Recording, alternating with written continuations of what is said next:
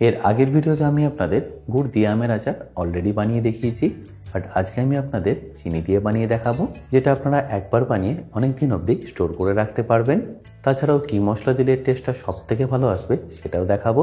তাহলে চলুন রেসিপিটা শুরু করা যাক। বাই দ্য ওয়ে, আমি শেফ অতনু, আপনারা দেখছেন অতনুর রান্নাঘর। আর আজকে আমাদের রেসিপি আমের আচারে। আমের আচারটা বানানোর আগে আমি এখানে তার জন্য মশলা বানিয়ে নেবো। সেই জন্য একটা ননস্টিকের ফ্রাইং প্যান নিয়ে গ্যাসটাকে অন করে নিচ্ছি।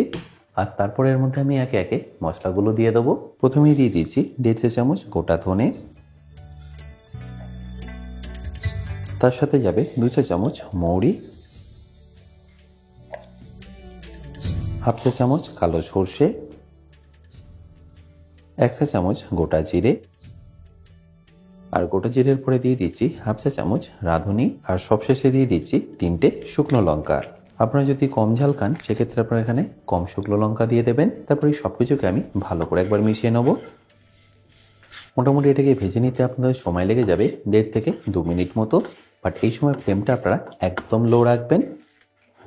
আর তারপর যখনই দেখবেন খুব সুন্দর একটা গন্ধ বেরোচ্ছে, তখন এখানে গ্যাসটাকে বন্ধ করে আপনাদের তুলে নিতে হবে আর রেখে দিতে হবে একটা প্লেটের মধ্যে। গরম থাকা অবস্থায় কিন্তু এটাকে আপনারা পাউডার করবেন না। যখনই দেখবেন একদম ঠান্ডা হয়ে গেছে তখনই এটাকে পাউডার করে নেবেন। এবার এই মিষ্টি আমের আচার বানানোর জন্য আমি এখানে নিয়ে নিয়েছি 3 কেজি আম, যেটাকে নিশ্চয়ই দেখতে পাচ্ছেন আমি ভালো করে ছাড়িয়ে নিয়ে নুন আর হলুদ মাখিয়ে শুকিয়ে নিয়েছি মিনিমাম 2 থেকে 2.5 ঘন্টার জন্য রোদে। রোদে আপনাদের খুব বেশিক্ষণ রাখতে হবে না, 2 থেকে 3 ঘন্টা রাখলেই হবে। আর এটাকে আমি কিভাবে কেটে নিয়েছি সেটাও আশা করি বুঝতে পারছেন।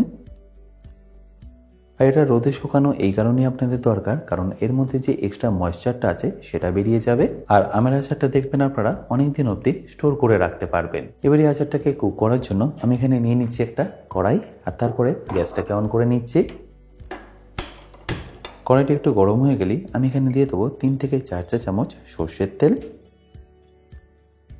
এবার একদম হাই ফ্লেমে তেলটাকে প্রথমে গরম হতে দিন। এখন নিশ্চয়ই দেখতে পাচ্ছেন তেলের কালারটা কিন্তু একটু ডিপ আছে। তারপর যখনই দেখবেন এইভাবে একটু ধোঁয়া উঠে যাবে, তখনই তেলের কালারটা একটু লাইট হয়ে যাবে। দেখুন ঠিক এইভাবে। এই সময় আপনারা গ্যাসটাকে বন্ধ করে দিন আর ওয়েট করুন তেলটা একটু ঠান্ডা হয়ে যাওয়ার জন্য। এই প্রসেসটা করলে দেখবেন তেলের যে ঝাঁঝটা আছে বা পাঞ্জেন্সিটা আছে সেটা একদম চলে যাবে, আর আচারের মধ্যে যে তেলের স্ট্রং গন্ধটা হয় সেটা একদমই থাকবে না। 30 থেকে 40 সেকেন্ড পরে যখনই তেলটা একটু ঠান্ডা হয়ে যাবে তখন এখানে আমি গ্যাসটাকে আবারও অন করে নিচ্ছি। আর তারপর তাতে দিয়ে দিচ্ছি 1.5 চা চামচ 5 ফোড়ন। তারপর একবার ভালো করে মিশিয়ে নিন। আমটাকে এখানে দিয়ে দেবো।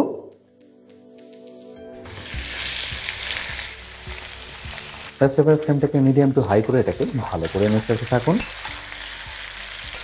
4 থেকে 5 মিনিট আপনাদের এটাকে ভালো করে একবার মিশিয়ে নিতে হবে।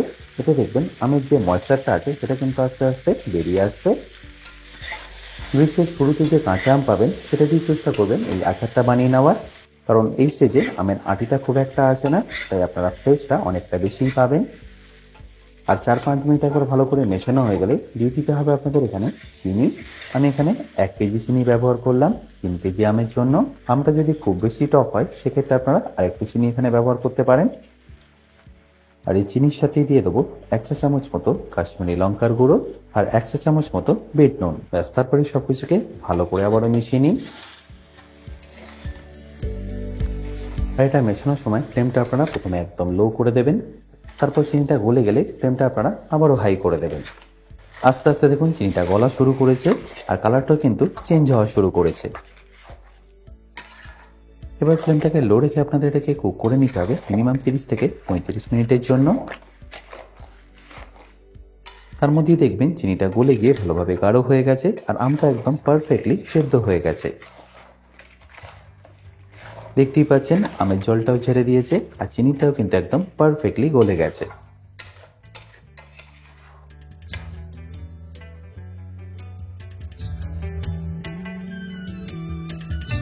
আচ্ছা, এখানে বলে রাখি অতনু রান্নাঘরের অ্যাডভান্স কুকিং কোর্স কিন্তু অলরেডি লঞ্চ হয়ে গেছে, যেটা আপনারা পেয়ে যাবেন আমার নিজস্ব ওয়েবসাইট www.otonurannaghar.com এ। সেখানে আপনারা পেয়ে যাবেন 100টারও বেশি রেস্টুরেন্ট স্টাইল রেসিপি। কি বানিয়ে রাখলে 10 থেকে 15 মিনিটের মধ্যে আপনারা রেস্টুরেন্ট স্টাইল খাবার বাড়িতেই বানিয়ে নিতে পারবেন, সেটাই আমি দেখিয়েছি এই অ্যাডভান্স কুকিং কোর্সে।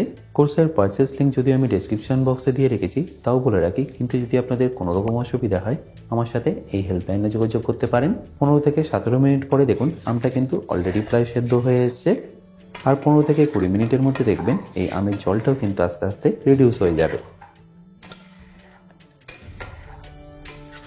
আশা করি নিশ্চয়ই দেখতে পাচ্ছেন আচারটা কিন্তু এই সময় অনেকটাই ঘন হয়ে গেছে। ব্যাস এই স্টেজে আপনার এখানে দিয়ে দিতে হবে বানিয়ে রাখা মশলাটা।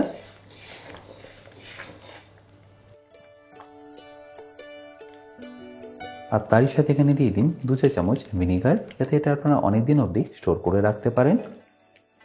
ব্যাস তারপর একবার ভালো করে মিশিয়ে নিলেই আমের আচার আপনাদের পারফেক্টলি রেডি। তাহলে নিশ্চয়ই দেখতে পেলেন কত সহজেই আমের আচারটা বানিয়ে নেওয়া যায়।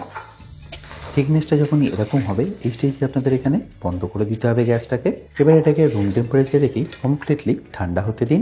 আর ঠান্ডা হয়ে গেলে এটাকে আপনারা তুলে স্টোর করে নিন। দেখতেই পাচ্ছেন এখন এর টেক্সচারটা কতটা সুন্দর চলে এসছে। আশা করি এই সিম্পল আমের আচার রেসিপিটা আপনাদের নিশ্চয়ই ভালো লাগবে। আর যদি ভালো লেগে থাকে অতি অবশ্যই কিন্তু আমাকে কমেন্টে জানাতে ভুলবেন না। বাই দ্য ওয়ে, আমি শেফ অতনু, আপনারা দেখছিলেন অতনু রান্নাঘর। দেখা হচ্ছে আপনাদের সাথে একটা নতুন রেসিপি নিয়ে নেক্সট এপিসোডে। ভালো থাকবেন, সুস্থ থাকবেন।